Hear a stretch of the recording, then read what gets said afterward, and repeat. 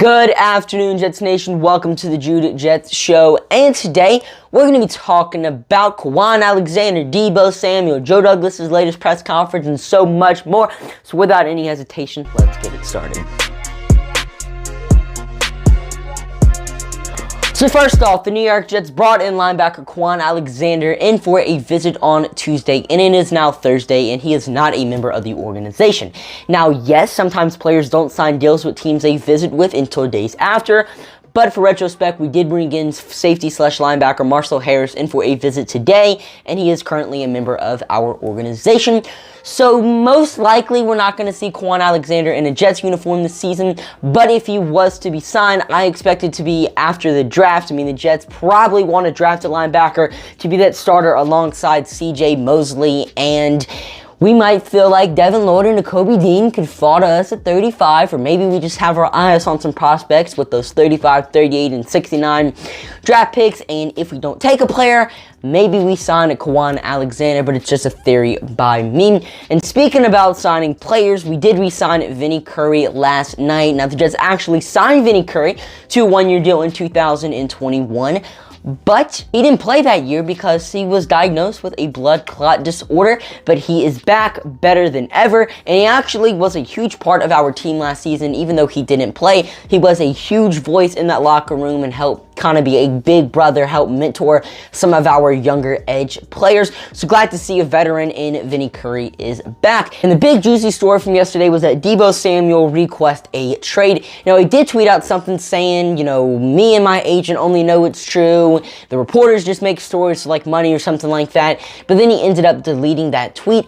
I personally feel like he deleted the tweet because he could have been talking about him not wanting to play wide back anymore, because you take a look at his Twitter likes and he is still like tweets saying that he has requested trade. So Deebo Samuel, I still feel like, is on the trade block. And for Jets fans who think Joe Douglas is not going to be interested in Deebo Samuel, you're wrong, because in his press conference today, Joe Douglas said that he is into Deebo Samuel, and the Jets will be aggressive if, the opportunity to trade for him presents itself. So expect a deal similar to what we gave up for Tyreek Hill, maybe less, maybe more, because yesterday we did say, it's going to take King's ransom to get Deebo Samuel because the 49ers don't want to trade him at this point.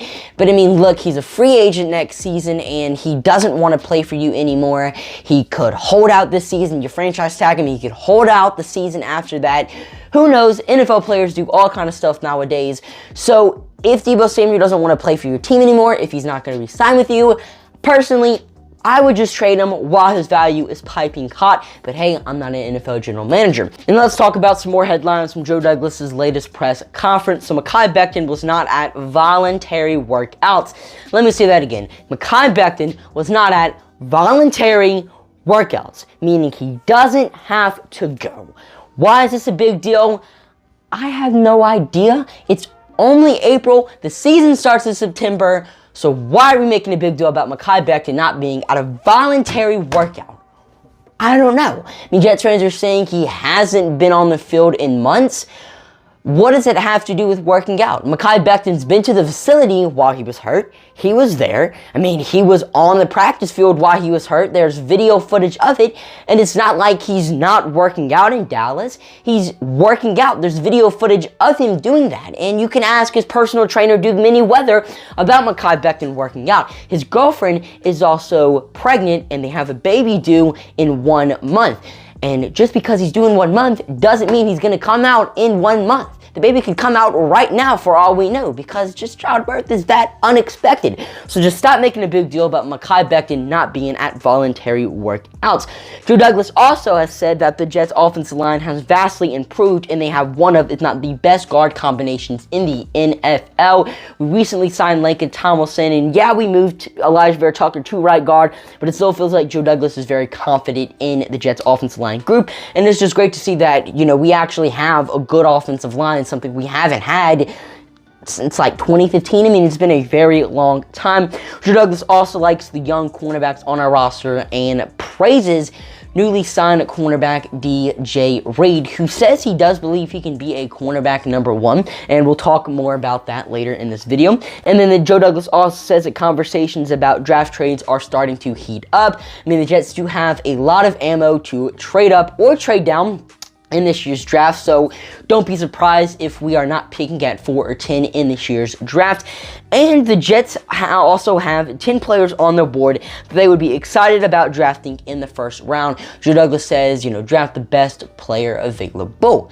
Now, he does say draft best player available, but it's interesting, about position-wise. Now, yes, the Jets could easily take a tackle. Yes, we could easily take a cornerback. But when Joe Douglas is saying this offensive line is vastly improved, when they've shown a lot of confidence in George Fant and Mekhi Becton, when he's praising and raving about cornerback DJ Reed, when Robert Saleh's doing the exact same, it makes you wonder, after we're saying all these things about our players, are we just going to go ahead and just, completely deny those things and just take a player at one of those two positions?